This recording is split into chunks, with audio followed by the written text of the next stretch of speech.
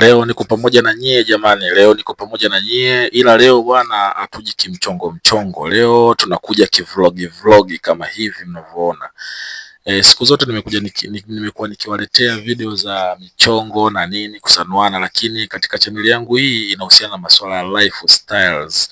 Kwa leo hapa tunapiga vlog moja matata sana, nionyeshe view ya mji wa Dar es Salaam. Hapa tuko mitaa ya Mnazi Mmoja. Hii njia ya Mnazi Mmoja tunakutanisha na barabara ya Bibi Titi hapo. Kama mtavyokuwa mna cheki hapo, barabara ya Bibi Titi hiyo hapo. Ndio hivyo. Sasa hii barabara ya Bibi Titi ina historia yake ambao mnajua. Kwa kuna baadhi ya maeneo hapo sijataka muone hapo ya Mnazi Mmoja, lakini yapo katika historia. Kwa mkiangalia kama hapo, ona view yake jinsi ilivyo. Bwana, mji wa Dar es Salaam umejengeka na uko vizuri sana. Kwa hapo tukakutana na matayo hapo, kuna foleni akaruhusu, si tukaingia hapo. Kwa hapo si tunaingia mwendo kasi ili tutembea haraka haraka na niweze kuwaonyesha vizuri upana wa barabara na nini jinsi ilivyo. Kwa nipo na jamaa wangu hapo, tunapiga zetu mishemishe, na hapo niko katika shughuli za kawaida za mishemishe za kila siku.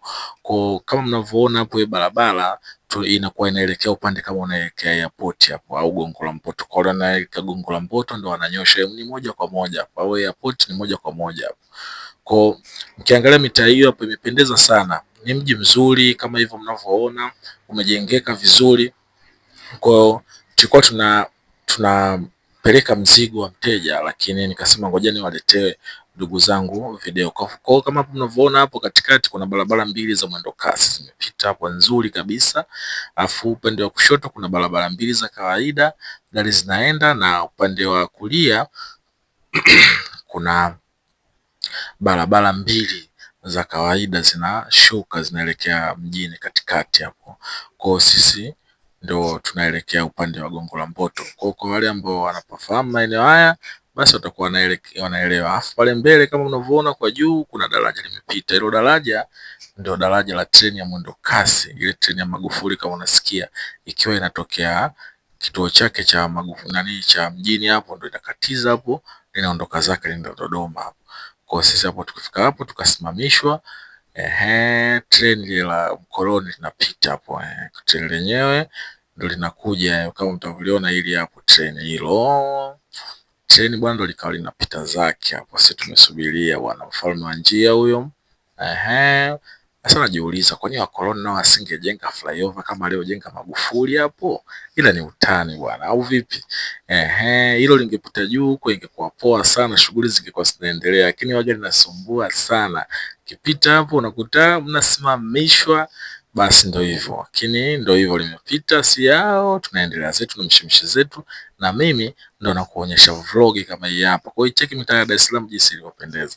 Kwa hiyo ni kipande kifupi sana cha mji nilichokuonyesha. Kwa hiyo tutakuwa tunaendelea kuonyeshana vlogging mbalimbali na lifestyle ya aina mbalimbali, tutakuwa unaicheki hapo.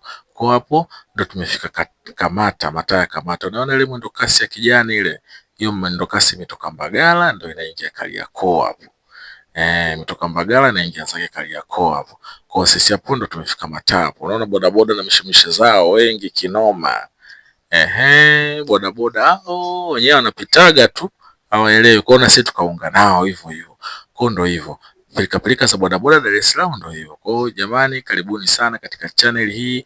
Kwa ukipenda mauzui kama hivi, una subscribe hapo chini, unagonga like ili video iweze kwenda mbali, watu wengi waweze kuiona. Vile vile karibuni tufanye kazi. Asanteni sana.